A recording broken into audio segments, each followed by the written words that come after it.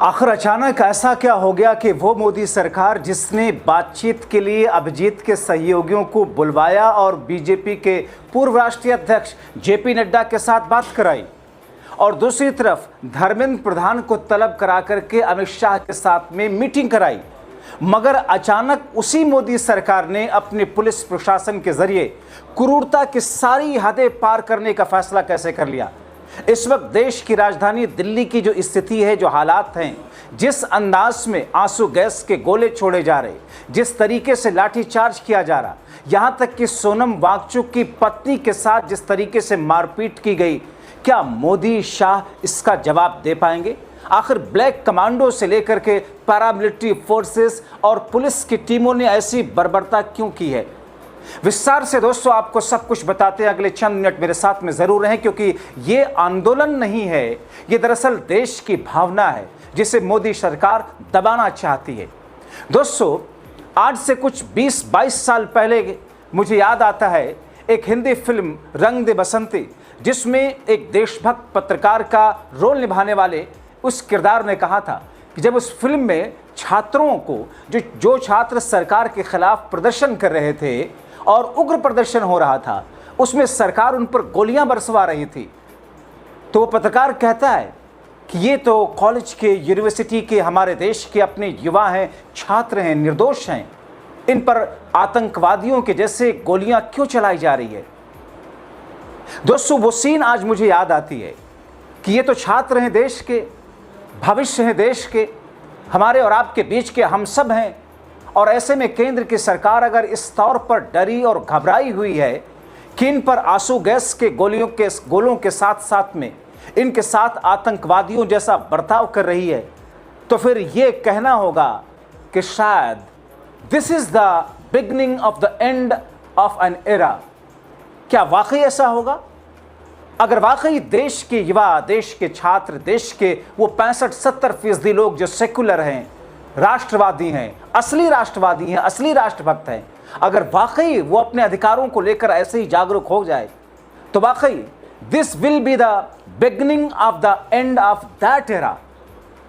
दोस्तों, आपको बताता हूं कि जेपी नड्डा से मुलाकात के बाद में शाह और धर्मेंद्र प्रधान जिनकी मुलाकात हुई, शाह और धर्मेंद्र प्रधान के बीच में क्या सीक्रेट मीटिंग हुई, जेपी नड्डा से अभिजीत दीपिके के सहयोगियों के साथ क्या बातचीत हुई, वो आपको बताता हूं कि क्या फैसला हुआ। मगर उससे पहले आपको एक वीडियो दिखाता हूं जो मोदी सरकार और बीजेपी के चेहरे पर ऐसा धब्बा है जिसे वो किसी वॉशिंग मशीन से साफ नहीं कर सकते।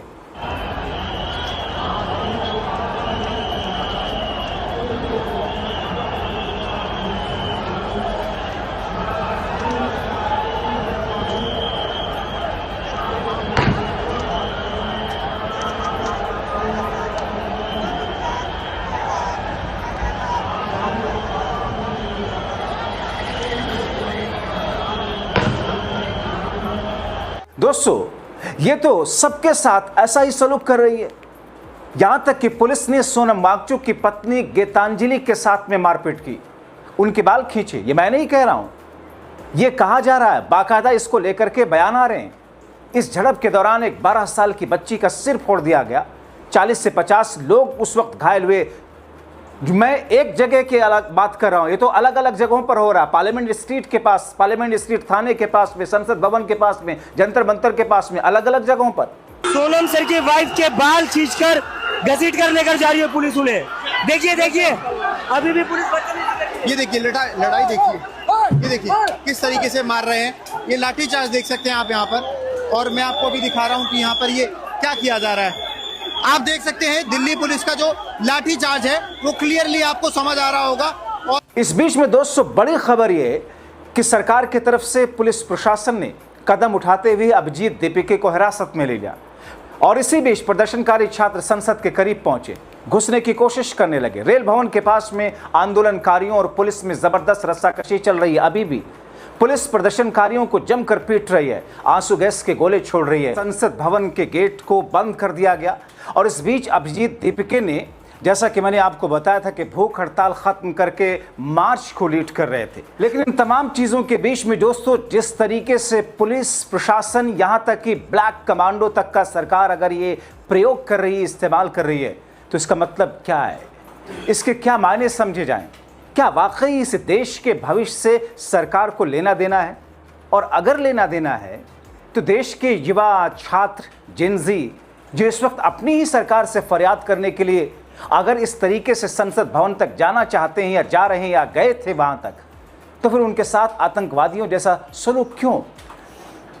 देश के सबसे बड़े सेफोलॉजिस्ट रहे समाजसेवी योगेंद्र यादव ने रूह कपाने वाला वीडियो शेयर किया है दोस्तों। उन्होंने लिखा कि संसद के सामने युवाओं पर आंसू गैस के गोले छोड़ने बंद कीजिए, लाठीचार्ज करना बंद कीजिए, सरकार दमन नहीं संवाद का रास्ता चुने, अपने आयोग शिक्षा मंत्री को हटाकर युवाओं की बात को सुने। जरा देखिए इस वीडियो को।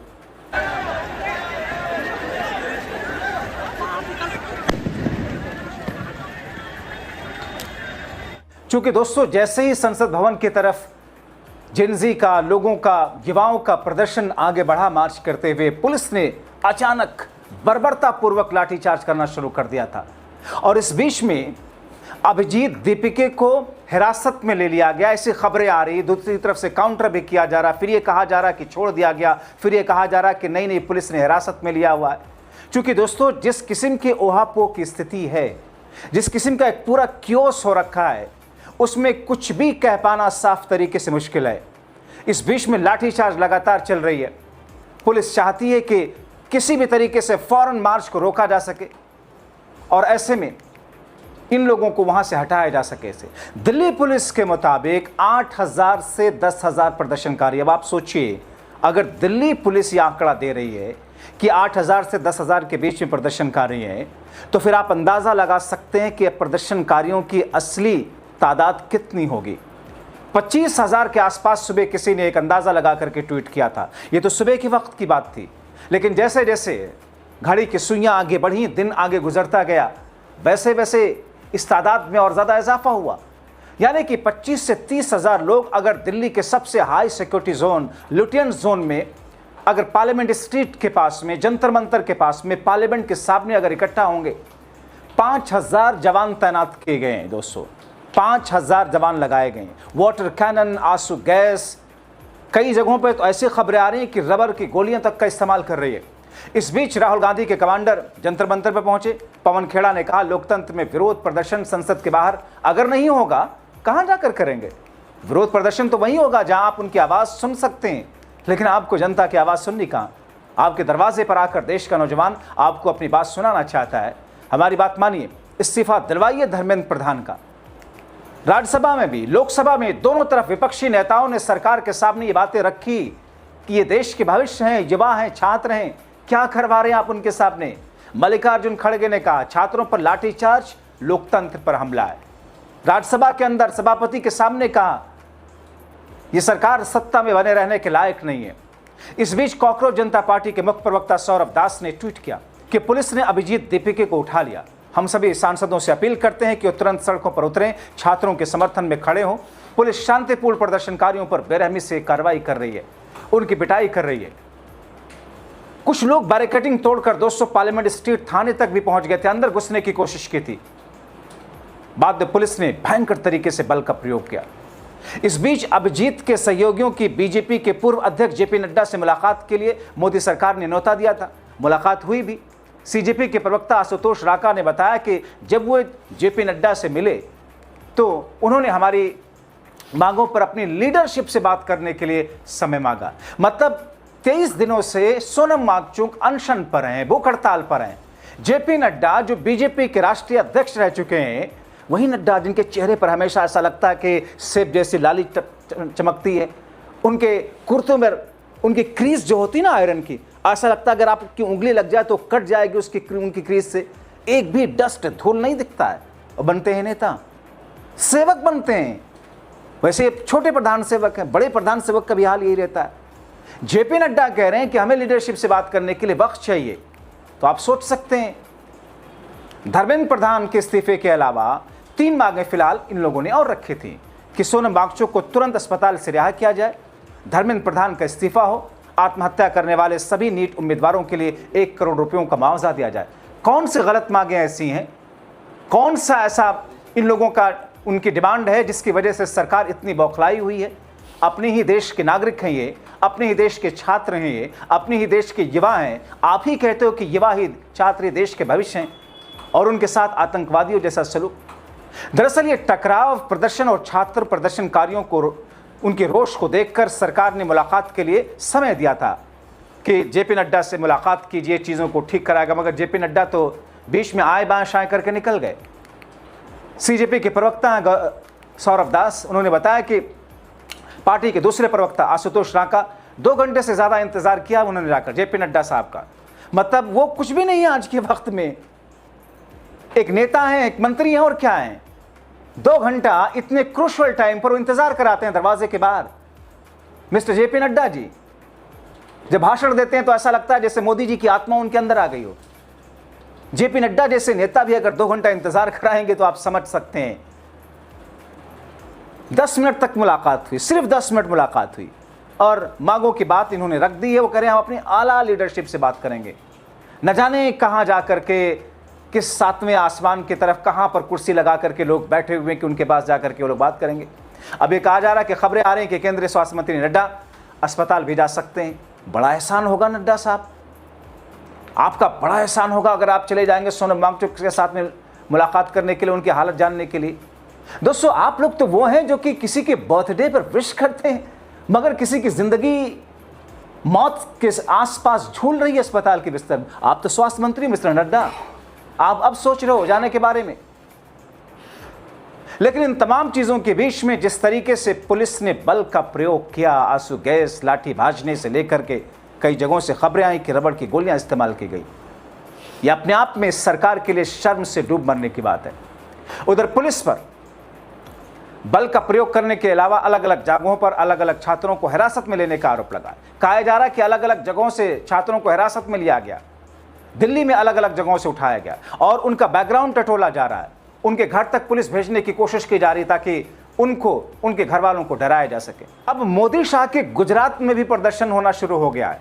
अहमदाबाद के लॉ गार्डन में जहां पर प्रदर्शनकारियों ने इकट्ठा होकर के पुतला फूका धर्मेंद्र प्रधान का, उन्हें भी हिरासत में ले लिया गया। सूरत, जूनागढ़, भावनगर में सरकार के केंद्रीय शिक्षा मंत्री धर्मेंद्र प्रधान के खिलाफ नारेबाजी। मगर वहां तो भारतीय जनता पार्टी की सरकार है, वो तो हिंदुत्व की लेबोरेटरी है, बीजेपी का गढ़ है, वहां कैसे प्रदर्शन कर सकते। इस बीच में केजरीवाल ने अन्ना हजारे के साथ 2011 में जिन्होंने आंदोलन किया था, सरकार की चूल्हे हिलाई थी, सत्ता उखाड़ के फेंक दी थी, उन्होंने भी एक मैसेज दिया पूरे देश के लोगों के लिए। सुनिए जरा। दोस्तों मैं पंजाब में हूं अभी और इस टाइम मैं सोशल मीडिया पे देख रहा हूं कि कितने ज्यादा लोग इकट्ठे हो गए हैं। पूरा कनॉट प्लेस भर गया है, जनपथ भर गया है, जंतर मंतर भर गया है। हजारों लाखों की संख्या में युवा पूरे देश भर से आए हुए हैं और सरकार इनके ऊपर पूरे अपनी दमन शक्ति इस्तेमाल कर रही है, लाठीचार्ज कर रही है, मार रही है इनको। इंटरनेट बंद कर दिया, उधर उनको संसद जाने से रोका जा रहा है। ये गलत है। युवा आखिर जाएं तो जाएं कहाँ?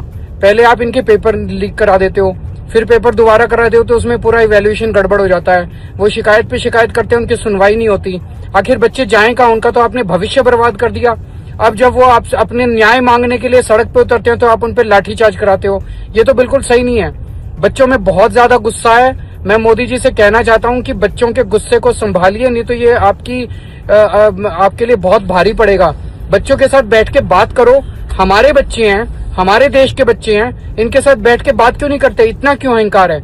मेरे साथ पंजाब के भगवंत मान साहब भी हैं, पंजाब के मुख्यमंत्री, वो भी अपनी बात रखना चाहते हैं। 1 मिनट। बहुत से बच्चे ऐसे हैं जो ये सोचते हैं ये किताब मेरी जिंदगी बदल देगी, ये किताब मेरे परिवार का भविष्य बदल देगी। मैं किताब पढ़ूंगा।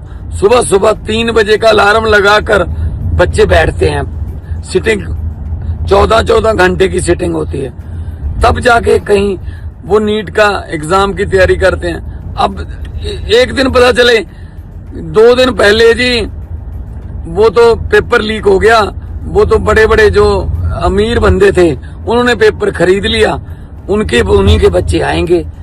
तो ये तो बिल्कुल सही नहीं है। मैं जंतर मंतर पे जो भी इनका हमारे स्टूडेंट्स का जो प्रदर्शन है मैं उसकी सपोर्ट करता हूं। हम एक साथ हैं। जिंदाबाद, इनकलाब जिंदाबाद। अब सवाल यह है दोस्तों, सरकार जिस तरीके की दमनकारी नीति पर उतारू है, ऐसे में देश की 65% सेकुलर जनता, मैं जब भी बात करता हूं देश की जनता की तो 65% सेकुलर जनता की बात करता हूं, उन 35% उत्पाद मचाने वाले लोगों की बात नहीं करता हूं।